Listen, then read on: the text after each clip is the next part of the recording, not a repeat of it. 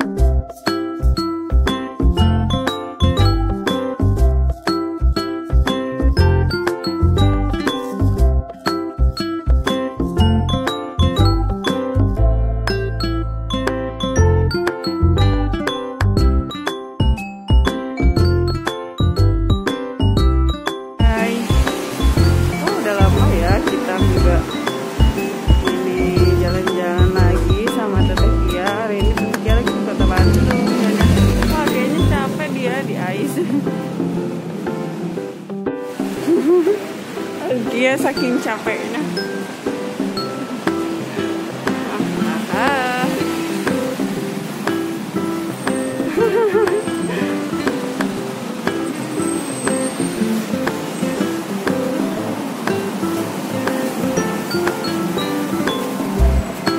Ini jalan-jalan sama rencana.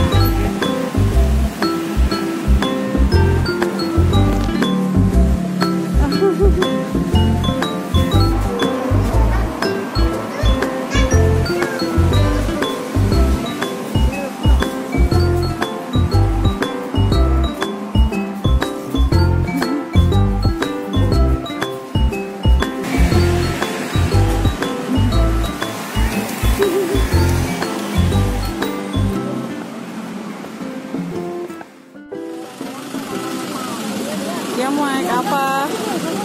Ya hari ini mau naik apa? Mau naik bandros ya.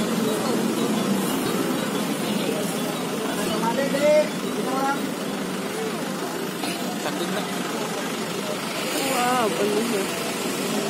Ini ngantri mau naik bandros. Selamat pagi semuanya. Pagi. Sampurasun. Alhamdulillah sudah siap semuanya. Oke, kalau sudah siap sekarang kita mulai perjalanan kita keliling Kota Bandung naik bandros atau Bandung per Ondas. Hari ini Bapak Ibu akan ditemani sama saya di sini sebagai tour guide atau pemandu wisata. Saya mewakili Himpunan Pelangi Wisata Indonesia. Perkenalkan nama saya Septiani Utoyo. Panggil aja Mbak Ito ya, Bapak Ibu kawan-kawan. Mbak Ito akan silakan. Dan saya di sini tidak sendiri. Saya ditemani sama driver saya hari ini namanya Pak Sarwono. Kalau Pak Sarwono ini dari Dinas Perhubungan sama Kalbon Desa. Oke, programnya simpel aja. Bagi Bapak Ibu akan juga membawa anak-anak lalu perhatikan baik-baik ya. Tangan sama kepala adanya jangan sampai keluar. Soalnya bahaya. Dan yang keduanya maskernya digunakan nih. Kalau lagi makan nggak apa-apa saya izinkan untuk membuka maskernya. Tapi kalau nggak lagi makan, jangan untuk menggunakan maskernya ya. Dan kita juga di Bandung, saya kan cuma keliling Kota Bandung sambil lihat keren-keren aja ya. Tapi kita juga di sini sambil belajar tentang sejarahnya Kota Bandung. Tempat pertama yang bakal kita lewatin ini Jalan Banci. Jalan Banci ini dulunya adalah istal kuda atau bekas tempat peristirahatan kuda yang sebelah kiri. Sama tadi yang di belakang sebelah kanan yang sekarang di Jiwasraya. Kalau ini yang paling bersejarah selain istal kuda. Namanya situs penjara Banci. Lihat ke dalam Bapak Ibu kalau kata ada patung lagi duduk penyelang kaki di sana. Bukan Bapak yang di luar ya. Bukan. Tapi di dalamnya. Itu katanya presiden kita yang pertama, Bapak Insinyur Soekarno. Kenapa ada di sana? Tentu saja. Kalau Bapak Soekarno pernah di penjara di sana nih selama 8 bulan. Dan selain itu kebetulan hanya menyisakan hasil yang pernah ditempati sama Bapak Soekarno di namanya Sama 5 yang ukurannya hanya 2,2 meter saja. Untuk patungnya kenapa duduk penyelang kaki itu nanti saya jelaskan ke depannya. Kalau sekarang kita masuk jalan ABC, ini diambil dari singkatan, bukan dari nama kaki tapi ABC bukan tapi singkatan. Ini dari Arabian, Bumi Putra, Cina atau Tionghoa. Selain ada stasiun nama jalannya di depan sebelah kanan. Ini ada masjid yang didirikan oleh perkumpulan orang Tionghoa Mualaf, namanya Masjid Al-Intijaz, yang diresmikan tahun 2010 sama Kapolda Jawa Barat. Kali itu namanya Bapak Nuriana. Al-Intijaz sendiri punya arti dalam bahasa Tionghoa Romo yang artinya pembaruan. Selain Masjid Al-Intijaz, kalau sekarang kita mau memasuki kawasan jalan ikoniknya Kota Bandung. Bapak Ibu akan tahu kalau Yogyakarta punya jalan apa namanya? Malioboro. Nah kalau Kota Bandung, bukan namanya Jalan Braga. Jalan Braga ini kalau tiap malam minggu kemarin selama hari minggu ini pasti anak-anak kita zaman sekarang kalau main ke Braga mereka buat gisel. Ada yang tahu gisel? Gila selfie, betul gila selfie. Coba lihat ke kanan kiri. Banyak orang lagi foto-foto di depan ya. Biasanya banyak foto. Nah, memang bukan bisa di tempat aja, tapi semua tempat yang ada di Jalan Braga ini cocok buat foto-foto. Karena memang bagus-bagus. Karena toko-toko ini sebetulnya ini toko-toko yang sangat bersejarah. Kalau barusan yang kita lewatin yang depannya banyak lukisan, kebetulan tokonya lagi tutup. Mungkin karena beberapa pertanyaan ya yang punya tokonya. Namanya Toko Sumber Hidangan. Didirikannya tahun 1929 sampai sekarang masih beroperasi.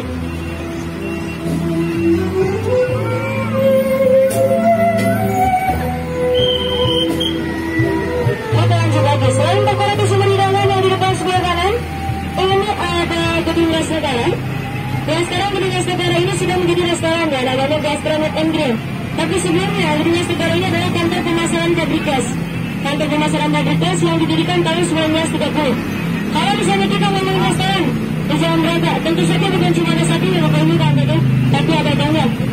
Dan cuma Gedung Gas Negara aja. Di depan sebelah kanan ini ada restoran tempat makan favoritnya presiden kita yang ketiga. Nah ini yang BJHBB. Nama restorannya Maison de Granit. Tapi yang sekarang jadi Braga Termal. Maison de Granit itu namanya dari bahasa Prancis, artinya kudapan manis.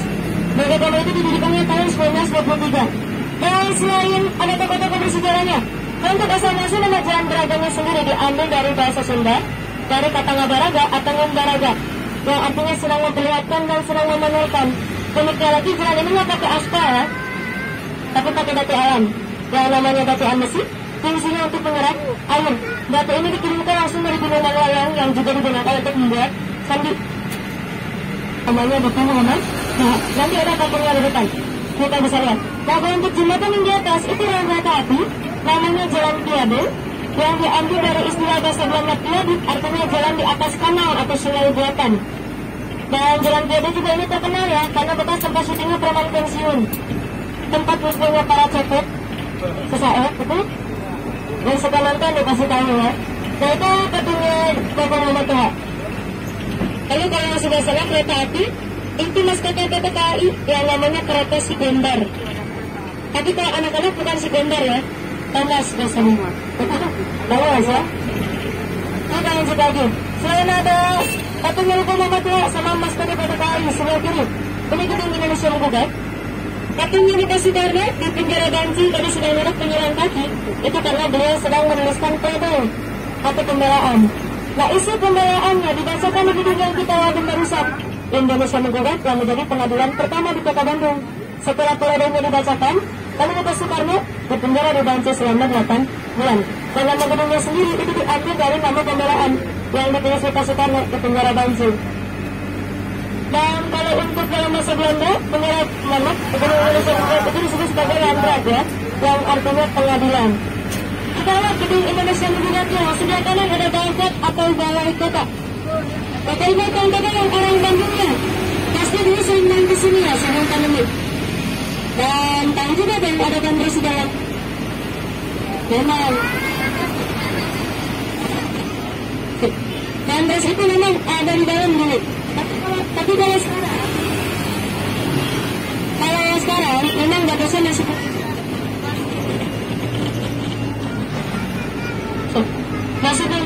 masuk ke dalamnya karena balai kotanya masih tertutup pertukaran gara-gara pandemi COVID-19.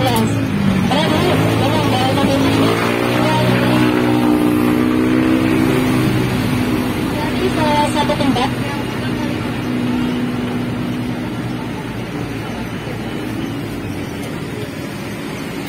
di Jalan Riau ya, yang dulu namanya adalah Jalan LLRM Marta Dinata. Kenapa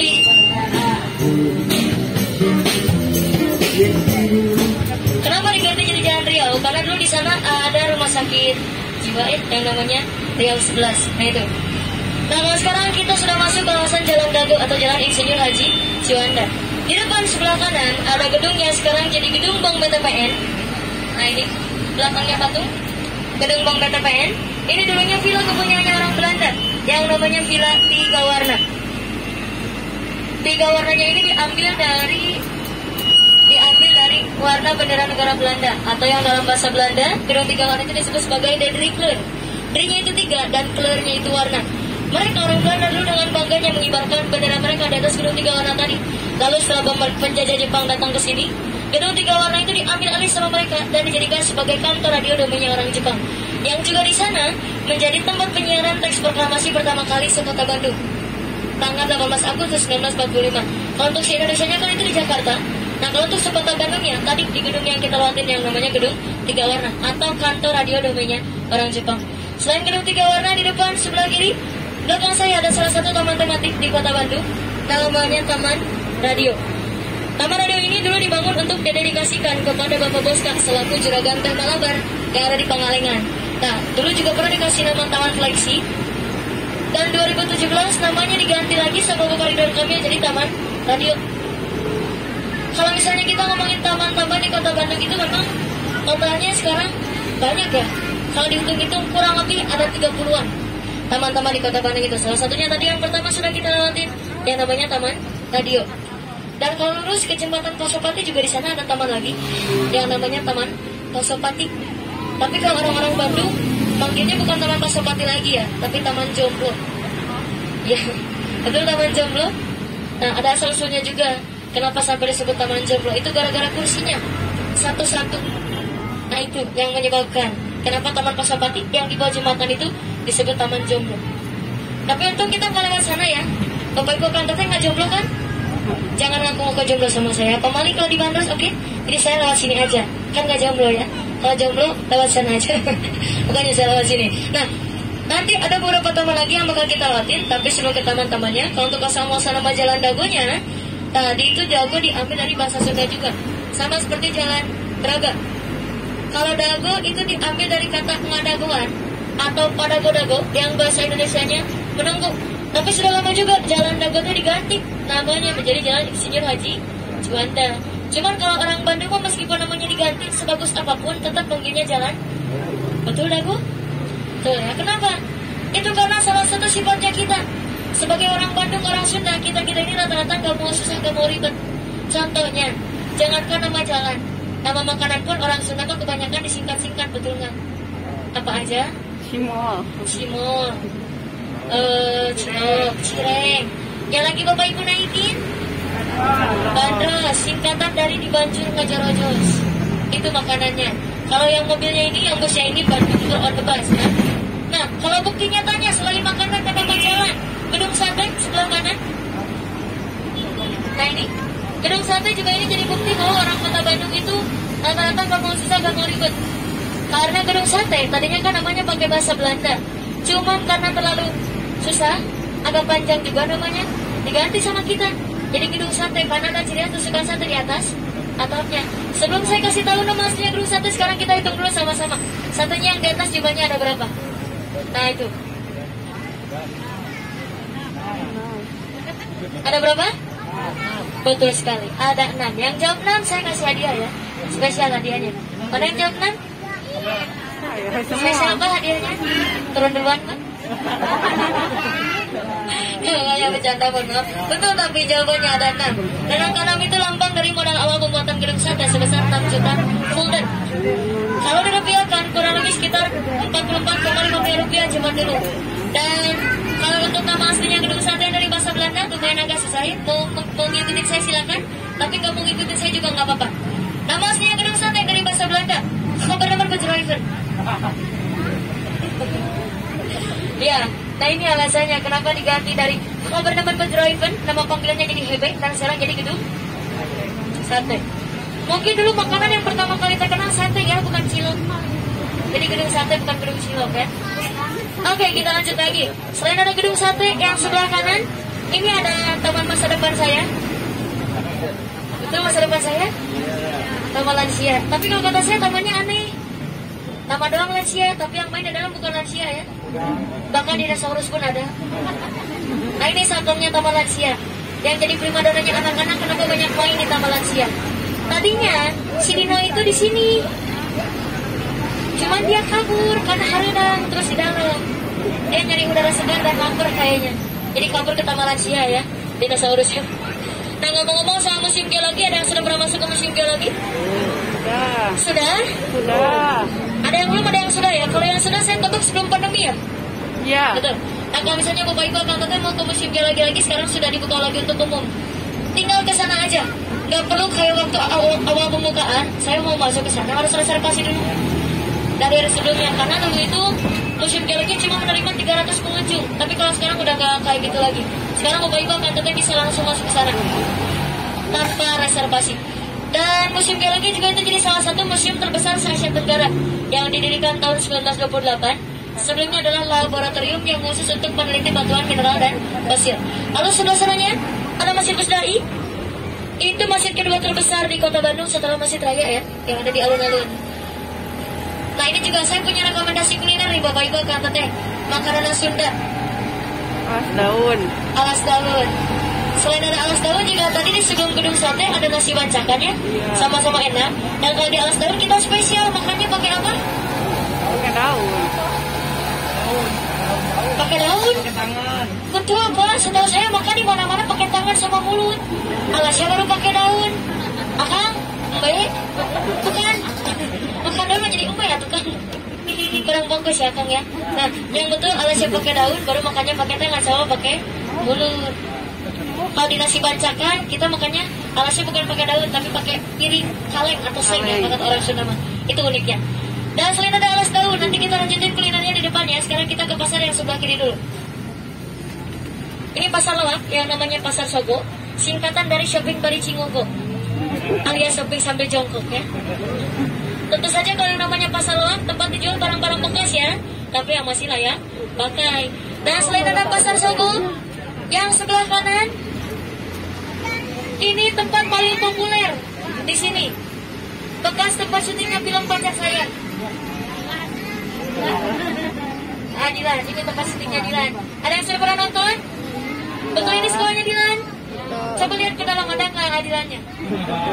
Gak bakalan ada. Taekwondo sini. Taekwondo bukan Pak. Ini di depan Adilannya lagi nyetir. Kebetulan ganti profesi dulu ya. Soalnya nggak ada jadwal syuting. Jadi udah berbantas dulu. Tapi beda kepanjangan ya Bapak Ibu. Kalau Dilan SMA 20 Dilan Cinta, kalau Pasar Wono Dilan Macet. Kalau saya Dilan Hutang. Amin. Enggak ya. Dan saya juga pernah dengar ada kata-kata ikonik dari Dilan. Ada kata-kata ikonik dari Dilan. Apa katanya yang sudah pernah nonton? Coba.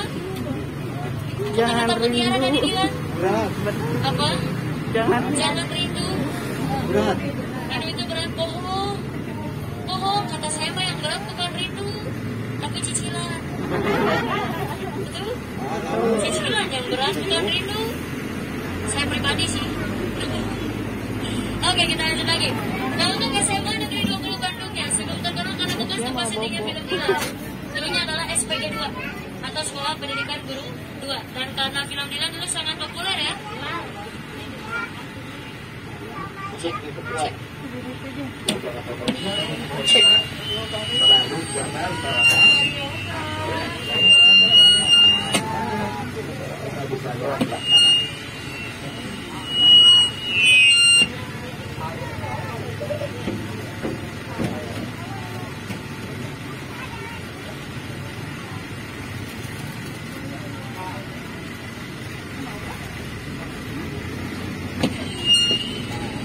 Cek. Sekarang kita masuk ke Jalan Lombok. Kalau Jalan Lombok ini terkenal sama salah satu tempatnya wisata kuliner ya. Ada beberapa yang terkenal di sini. Nanti saya tunjukkan. Contohnya sebelah kanan. Ini ada gudeg bandar, makanan dari Jogja ya. Lalu yang sebelah kirinya ada bakso Sultan. Ini beberapa bulan lalu sempat viral, dijuluki sebagai 1001 bakso katanya. Saya udah pernah coba baksonya, lumayan enak. Tapi yang nggak enak buat saya harganya ya. Harganya Sultan sekali. Ya, Sultan banget harganya. Oke, kita lanjut lagi. Yang ketiga, yang pakai gerobak. Ada cuimi. Cuimi itu kalau kata saya kuliner favorit saya yang kedua pribadi ya. Mungkin kalau kata bapak ibu kan tetap belum tahu kan. Tapi enak banget kok cuiminya dan harganya juga termasuk murah meriah. Nah kalau yang terakhir, kebetulan si akangnya lagi nggak jualannya. Biasanya mereka itu jualannya di sini. Lomi atau bakmi Lombok, mungkin ada yang pernah dengar? Bakmi Lombok. Nah itu kuliner paling populer di sini, paling terkenal di Jawa Lombok. Cuman ya sekarang kebetulan si akangnya lagi nggak jualannya, mungkin lagi liburan dulu. Tapi kalau misalnya sudah buka, bapak ibu akan tetap wajib ya. Kalau main ke kota Bandung, apalagi ke Jawa Lombok, harus cobain bakmi Lombok ya. Dan harganya pun paling murah banget. Per porsinya cuma 22.000.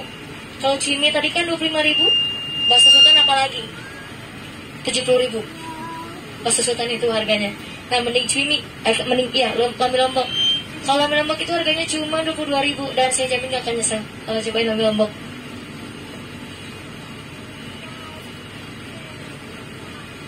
Oke, kita lanjut lagi. Nah setelah Jalan Lombok nanti kita belok kanan ke depan masuk ke Jalan Aceh. Kalau Jalan Lombok ini kan kuliner ya bapak ibu kang teteh. Nah kalau Jalan Aceh bukan kuliner tapi salah satu urban legendnya kota Bandung. Kalau namanya urban legend udah pasti yang horor-horor ya. Nah sekarang kita mau lewatin rumah kentang. Mana rumahnya? Belum ya, sabar. Belum lewat ya, rumahnya ada di depan. Tapi sekarang rumah kentangnya udah nggak serem lagi. Sebelah kanannya rumah kentangnya. Nah ini rumah kentangnya ya sekarang memang sudah tidak seram lagi karena rumah kentang sudah berubah menjadi kafe. Namanya Rumah Kentang 1908. Dan hantunya pun udah pada alih profesi ya, jadi tukang masak ya, makanya nggak serem kan. Dan saya mau tanya, lebih serem rumah kentang atau yang seberangnya? Yang seberang ya, karena yang seberang udah pasti bukan karena itu, karena yang seberang ini udah pasti kan namanya rumah hancur. Kan rumah hantunya udah ada rumah kentang. Rumah hancur lebih serem dari rumah hantu. Kalau ketimpa kan nggak bisa kabur. Kalau rumah kentang yang hantu bisa kabur, betul? Nah itu lebih serem makanya. Nah kalau yang sebelah kanan ini Gor Saparwa, tempat diadakannya konser musik-musik underground atau lebih kita kenal dengan sebutan metal sekitar tahun 2000-an. Kalau yang sebelahnya, sebelah kiri, ini tempat Dekat Ade atau tempat pendidikan TNI Angkatan Darat. Dulunya adalah Yarbers, tempat diadakan festival atau pasaraya tahunannya orang Belanda. Sebelahnya Yarbers ada salah satu urban legendnya kota Bandung lagi, namanya Taman Maluku. Taman Maluku juga dulu serem ya Bapak Ibu, ada hantunya yang sering nongkrong di sana. Namanya hantu Dewa Dewi. Kenapa Dewa Dewi? Karena pagi-paginya pakai lepis, malamnya pakai rok mini. Ya, SD dong. Ya, yang kayak gitu. Tapi kalau sekarang alhamdulillah nggak ada ya, masih pagi soalnya. Adanya nanti malam ya. Lalu yang sebelah kiri, ini ada Departemen Van Allah. Kalau Semarang punya Lawang Sewu 1000 pintu, nah kalau Kota Bandung punya Departemen Van Allah 1000 jendela. Yang sekarang jadi Detasmen 3 Siliwangi atau Komando Daerah Meter 3 Siliwangi ya. Kalau dulu namanya Gedung Samau, itu diambil dari luas gedungnya 7.096 meter persegi. Dan yang sebelah sananya ada SMA 3 dan 5. Itu asal muasal cerita film Bangku Kosong dan juga bekas sekolahnya Bapak Ridwan Kamil. Nah itu sekolahnya SMA 3 dan 5. Bapak Ibu tahu Bangku Kosong kan ya? Film jadul.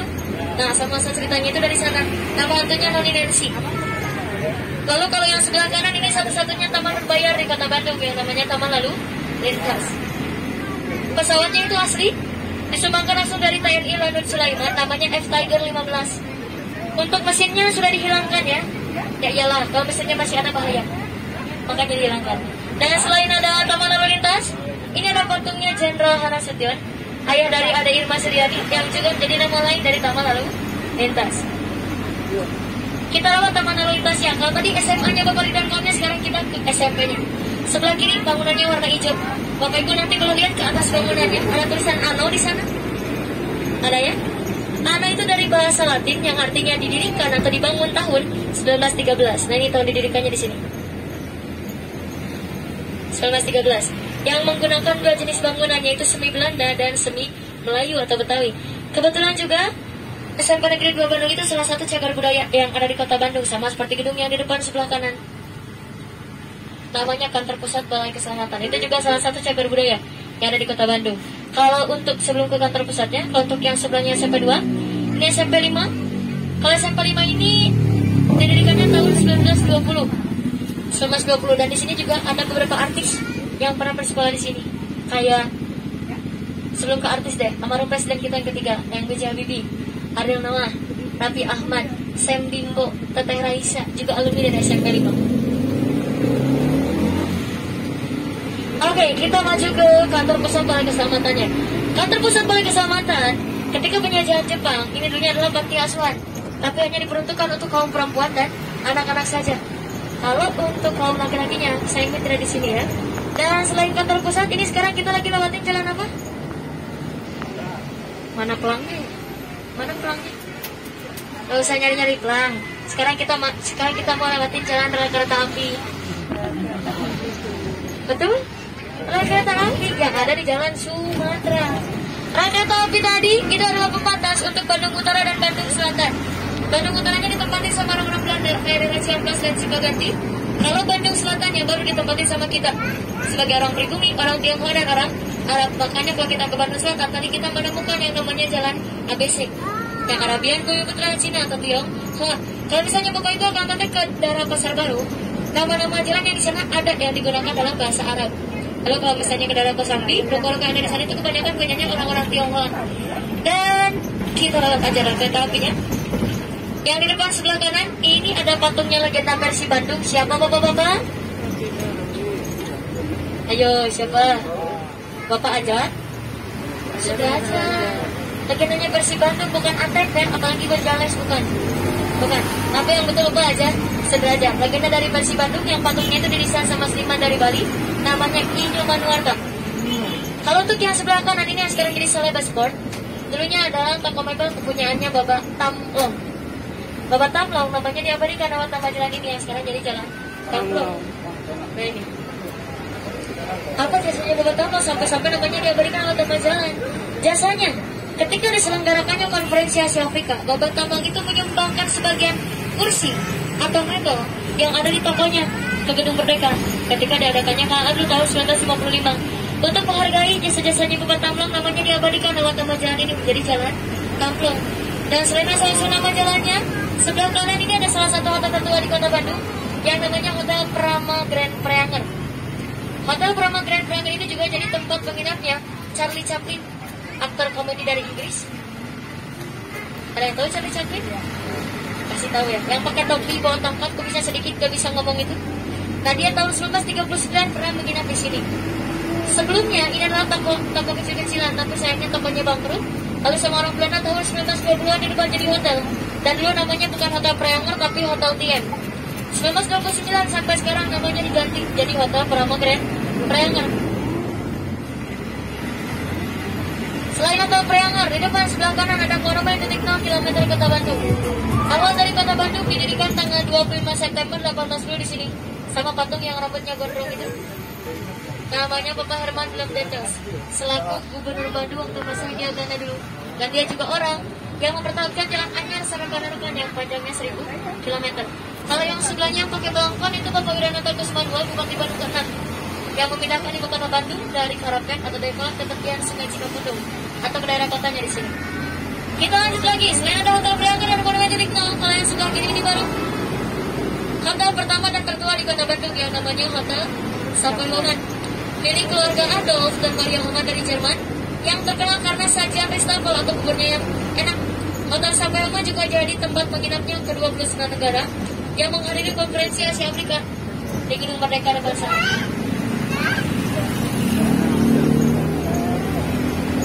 Nah ini Gedung Merdekanya. Sekarang Gedung Merdeka juga jadi horor ya Bapak Ibu. Misalnya yang datang ke sini bukan cuma makhluk hidup, makhluk halus pun ada. Berbagai jenis makhluk halus ya. Mana makhluk halusnya mana? my god, apa itu?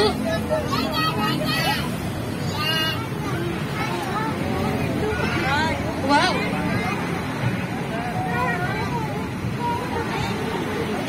Ya, kenapa nggak ada Bu? Soalnya ini ada yang pakai seragam.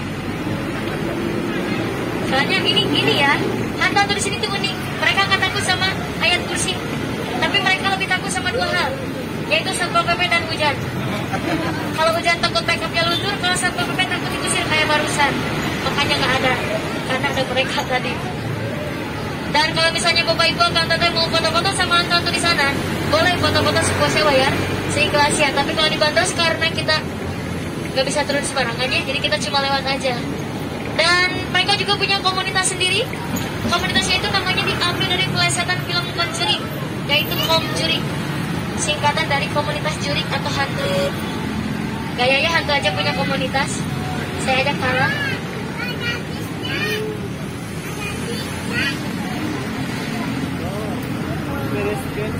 Nah, kalau yang sebelah kiri ini ada alun-alun Kota Bandung. Tempatnya Bapak Ibu akan tadi naik bandros ya.